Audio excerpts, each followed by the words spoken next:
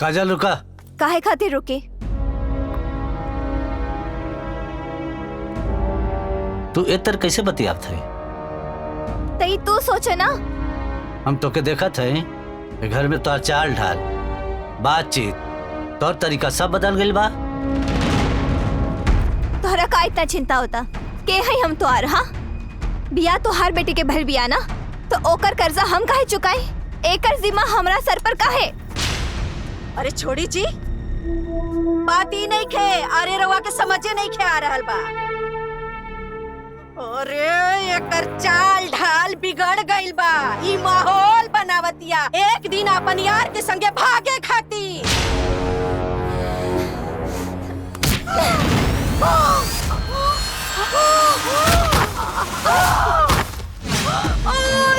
चाची उठा चाची ई का कैली रे? चाची जी जे हमरा पर लांछन लगाई ना ओकर जीभ नोच लेब हम।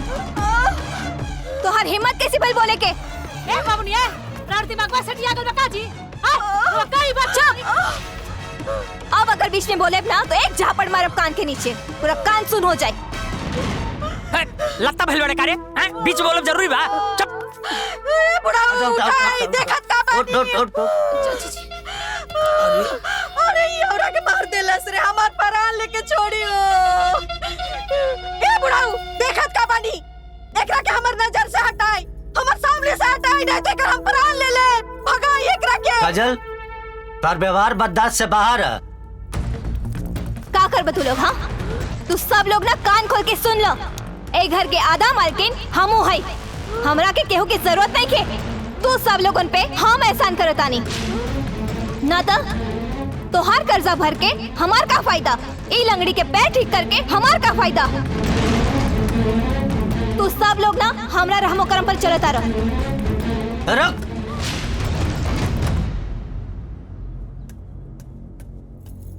हम ना जानत नहीं एगो सीधी सादी लड़की के चेहरा के पीछे एगो दुष्ट लड़की छिपल बिया।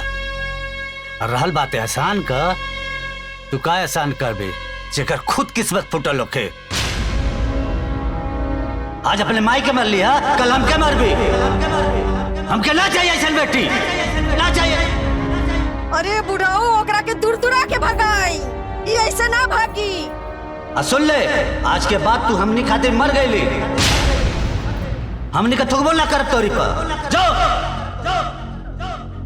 ए रुक तोर माई के खजाना धइल बा लेके जो रुकलावत तानी।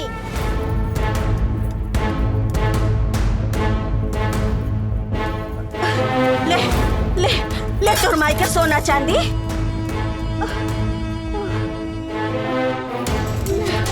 ले बड़का बड़का सोना चांदी धइल बा लेके जो सब लेके जो। ले ले लेके जो। ले ले तोर माई के फोटो ले ये वो लेके जो अपन माई के जो। सब कुछ हंस के सहली हाली किस्मत में जितना दुख रहे अपन दर्द छुपा ली हली की हो अपन साबे खुश रहे। काउंटर 2 पर से जाके आप दवाई ले लीजिए। जी वहाँ से। हाँ आगे से लेफ्ट।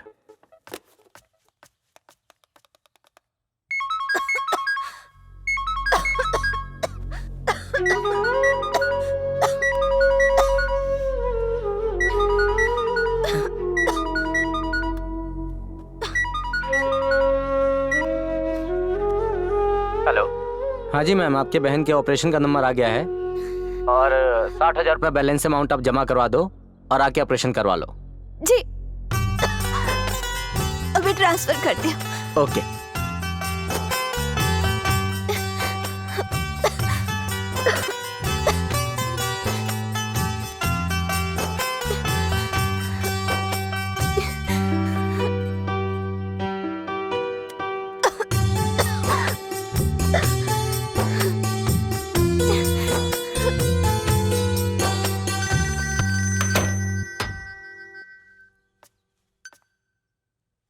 जी हेलो, ओ ना हॉस्पिटल से रितु के एडमिट करे खातिर फोन आइल रहे। हम ना हॉस्पिटल में सारा पैसा हम ट्रांसफर कर देले बानी। रवा माई बाबूजी के फोन करके बता देब का। और हाँ, प्लीज हमार नाम मत बताई। रउआ काहे इतना जिल्लत झेलता नहीं?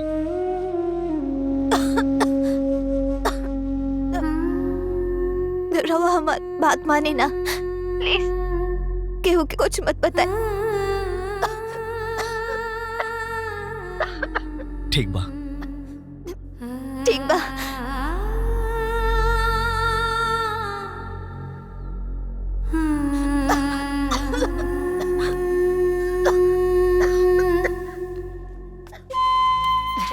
आराम से आराम से। अब चले मरवा खूब बढ़िया ऑपरेशन के बाद। चल चल आराम से। चल चल। सुन ला हो दुश्मन लोगन, हमार दामाद हमार बेटी के गोड़ के ऑपरेशन खातिर भेजे ताड़न। जब हमार बेटी के गोड़ ठीक हो जाए तो वही गोड़वा से दुश्मन के करेजा पर चली। हो ए चाची जी, और वैसन दामाद किस्मत से मिलेला। ए बाबूनी जा तारी नु तो फेशियल करा ले। अरे एकदम लगता ही बाड़ू का वो हॉस्पिटल जाता कि ब्यूटी पार्लर फेशियल करा ली हो।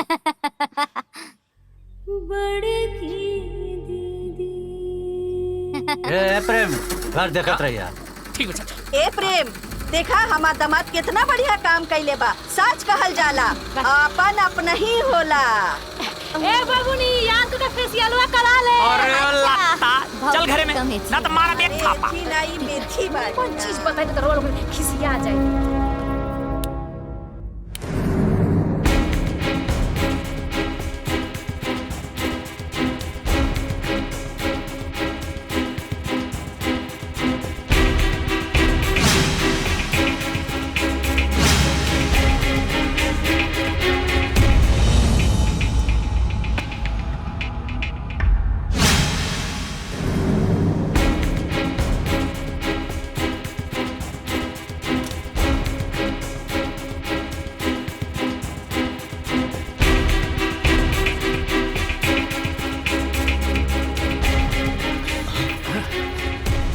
बधाई हो, ऑपरेशन सक्सेसफुल रहा। मैंने कहा था ना, बिटिया चलेगी नहीं बल्कि दौड़ेगी। अभी वो आराम कर रही है, 2 घंटे बाद आप लोग उससे मिल सकते हैं। जी। लेकिन 1 हफ्ते अभी अस्पताल में रहना पड़ेगा, ठीक है?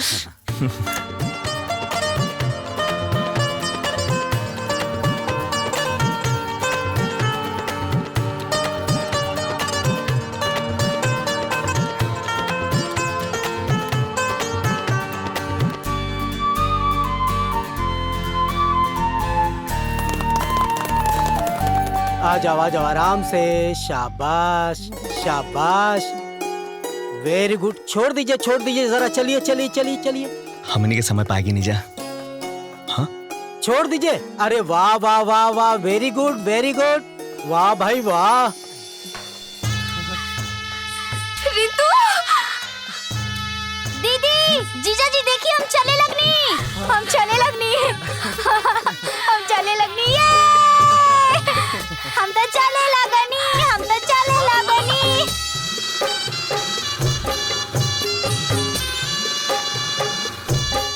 चलो चलो।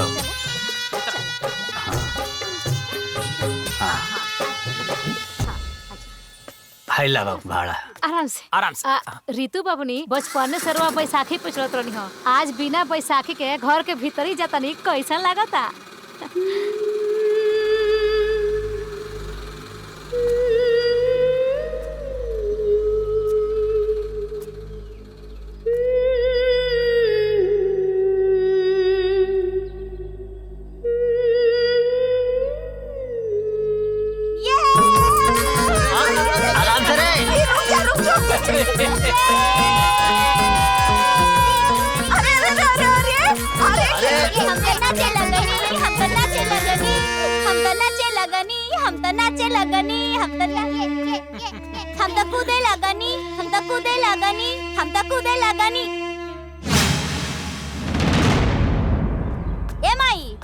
हॉस्पिटल के खाना खा के हमार दिमाग एकदम बोर हो गइल बा, तनी कुछ बढ़िया बनाओ। हम हेगा गईनी आ हेंगा आईनी, ठीक? ये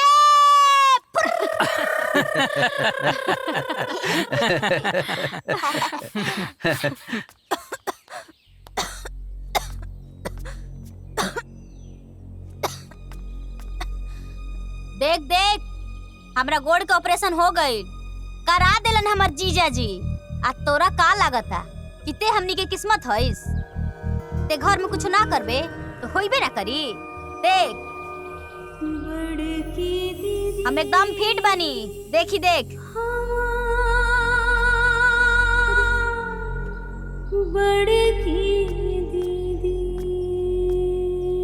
और हाँ, आपन ई चेहरा छुपा ले, काहे कि तोरा ई मुंह में करिखा पोता गइल। इनका लगत रहे कि ना करियन तो होइबे ना करी।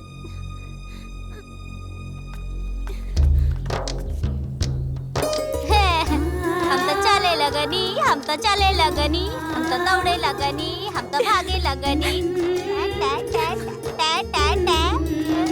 हम तो चले लगनी, हम तो चले लगनी, ये हम तो चले लगनी, हम तो चले लगनी,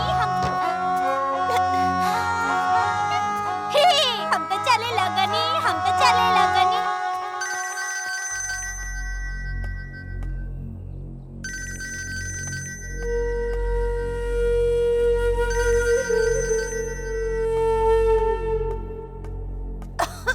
हेलो काजल, काजल ठीक बने रुआ? रुआ ठीक बने? हम ठीक बने। देखी, हमरा के हमेशा राउर चिंता लगल रहेला। हम चाह के भी कुछ नहीं कर पावत।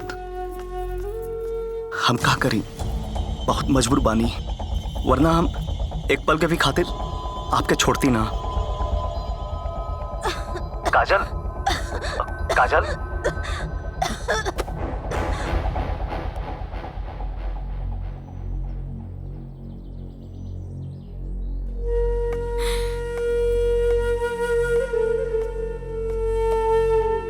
सपना, सपना, सपना।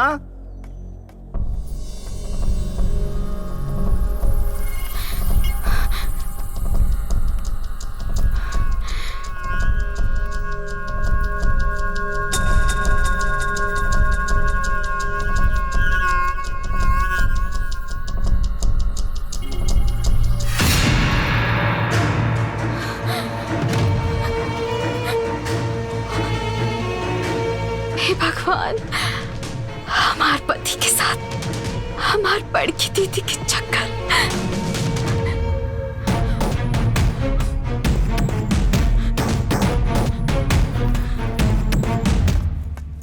ए रुक। हाँ? ए मुझौसा, ते इतना नीचे गिर गईला कि ब्याह कईला सपना से और चक्कर चलावत तारा ओकर बड़ बहिन से। ई तोरा से के कहला से दादी? अरे के कही, तहर मेहरारू कहली है।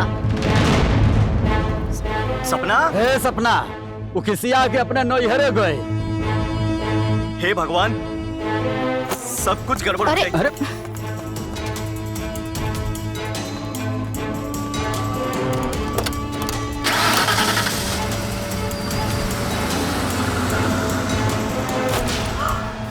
आयो दादा,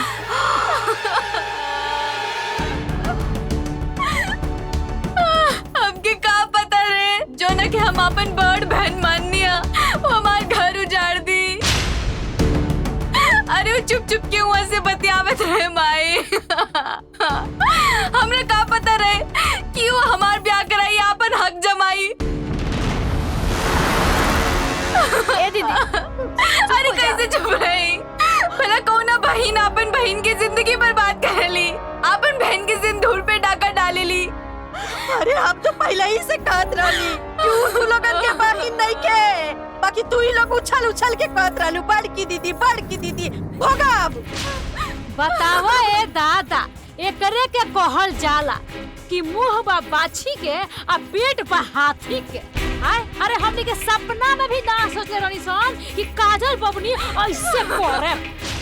अरे हमार मन ही करता कि हम फांसी लगा ले माए। हम लोगन के कैसे तानी। अरे देख लेनी अपन सरवन बेटी के कारनामा। अरे कौन अपन बहन के स्वाद पर डोरा डालेला हो। ची ची ची ची ची ची। देखा हमरा के तो भरोसा नहीं खे होत, लेकिन आज के जुग जमाना देख के कुछ भी हो सकेला। सही कहता रे भैया, यही से उनका रूप और रंग बदलल बा।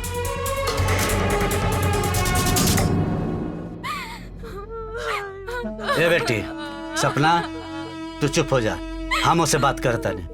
ए बुढ़ाऊ, कहाँ जाता नहीं? जब कुछ सबूत मिली तब विश्वास करब कि ओकर हमनी के दामाद से चक्कर बो। बातचीत करे पड़ी ना। नहीं, अब ओकरा से कोनो बातचीत करे के जरूरत नहीं है। ओकरा के सजा दे हम।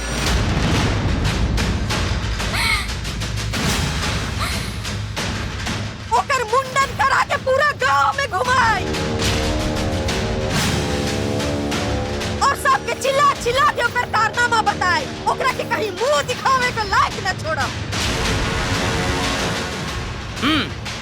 रितु जा कैसे लेके आओ। ठीक बा। ए रितु, चल। ऐसा ये सब ठीक ला।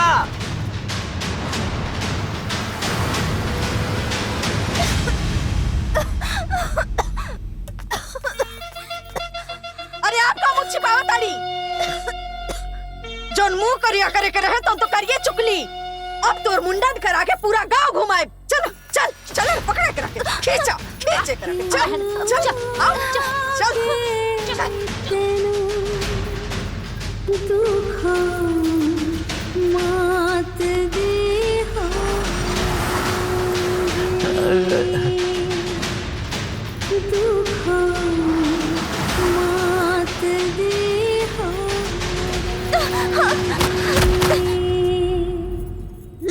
नौटंकी बाज बेटी के, हमार बेटी के घर उजाड़े के बाद तेपना चुआवतिया। अरे ये तब बहन के नाम पे कलंक बड़ी तो क्या हमारी घर मिलल रहे उजाड़े के। अरे बतियाओ कह के बाड़ू लो, एक और केस काटा लो। अरे ऐसा मत करा सा। अरे एकरा के यही सजा मिली। हाँ माँ जी रुकी।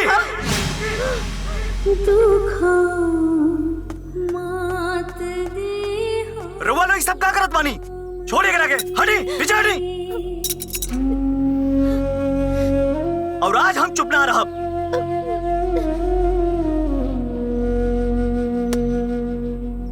एको कसम के खातिर आज हम चुप ना रहब।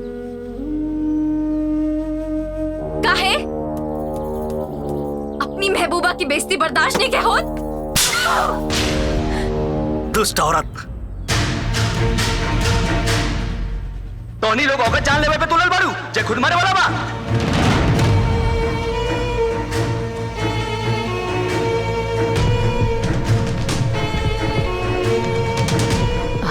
अरे पागल, तो ओकरा पे लालछन लगौलू है जे तारा खातिर अपन हर खुशी लुटा देलस, जे तारा खातिर अपन सिंदूर त्याग देलस। आज जे हमरे घर के लक्ष्मी बनल बाड़ू ना, वो तोहार बड़की दीदी के ही देन हो। और तू जब ना पैर पे खड़ा बाड़ू ना, वो ऑपरेशन का पूरा खर्चा तोहार बड़की दीदी ही देले बाड़ी।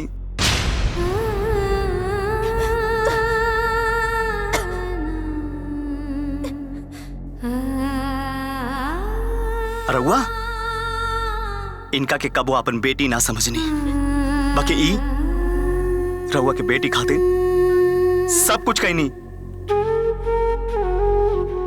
आई जानबूझ के अपन शादी भी कैंसिल कहनी माँ जी, ताकि सपना के शादी हो सके।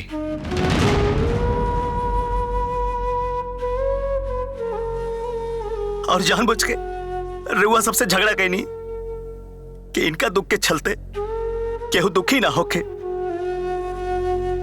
और इनका दवाई के चलते ये पूरा घर बर्बाद ना होके।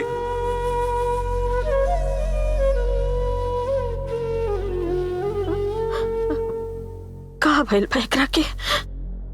कैसा इलाज चलत था? ब्लड कैंसर बा माँ जी।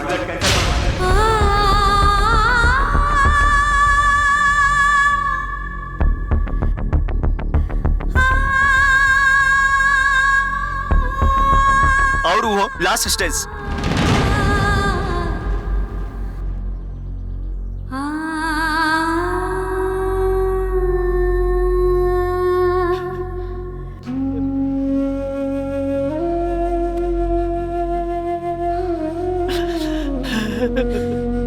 भगवान अपने बेटी की कमर रोक दे देना।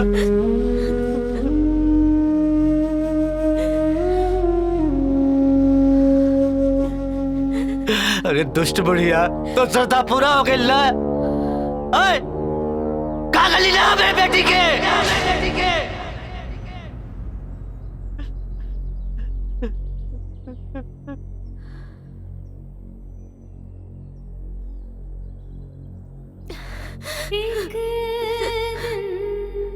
चिड़ैया उड़ जाए,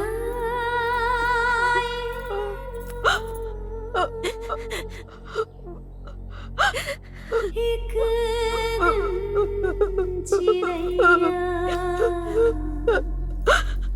उड़ जाए। बेटी, हम कौन मुंह से माफी मांगे? हमरा से बहुत बड़ पाप हो गइल बा।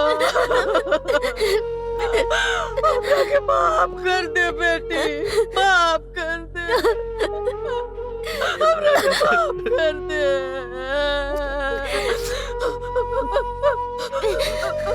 हे भगवान, हे भगवान, हमार प्राण ले ली, हमार प्राण ले ली। मगर हमार बेटी को बचा दी भगवान, हमार बेटी को बचा दे भगवान, हमार बेटी को बचा दी।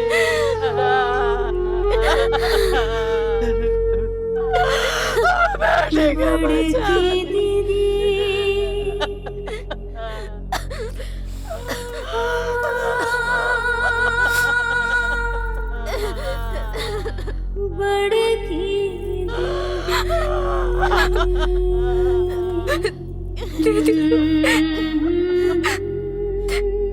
दीदी, दीदी, माफ कर दीदी, हमने से बहुत बड़ी गलती हो गई है। हमने के माफ कर दे दीदी।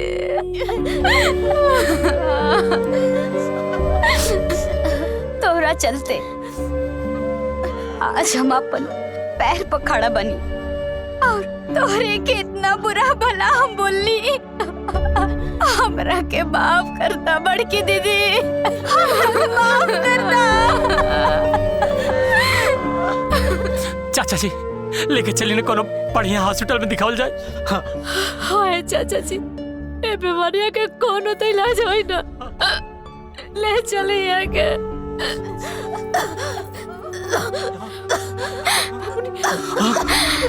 बेटी, बेटी, बड़की दीदी,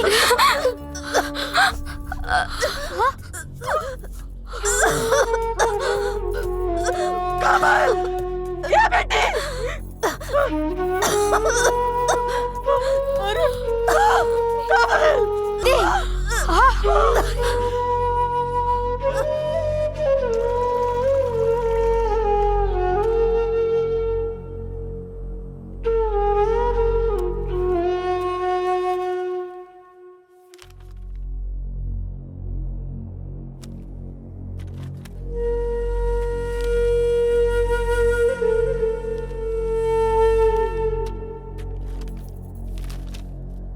डॉक्टर साहब, कुछ भी करके हम हमारे बेटी के बचा ले। हाँ डॉक्टर साहिबा, हमार पूरा जेवर ले ली, बाकी हमार बेटी के बचा ली। हाँ डॉक्टर साहब, बचा ले।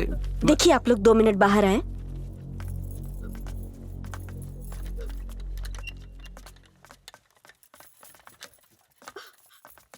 देखिए अब बहुत देर हो चुकी है, अब दुनिया की कोई भी दवाई इनको नहीं बचा सकती।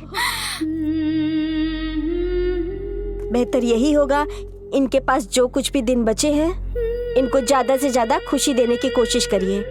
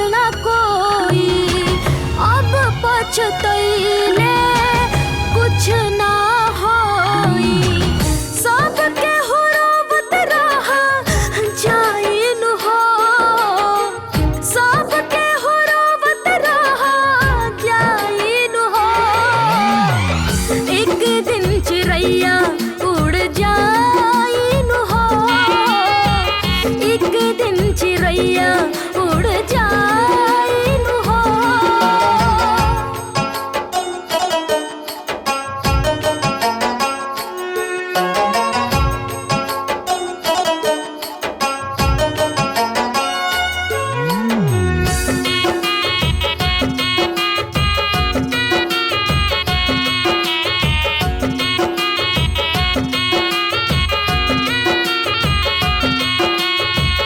रोवे तोड़ पे के अलावा अब का बाटे हाथ में, कुहू के सब रह जाता हो। धीरे धीरे सांस खोटे थोड़े पल बहात में, दिन नाही कटते कटात हो। नेके बाद कोइल रह जाइन हो, नेके बाद कोइल रह जाइन हो। एक दिन चिड़ैया उड़ जाइन हो, एक दिन चिड़ैया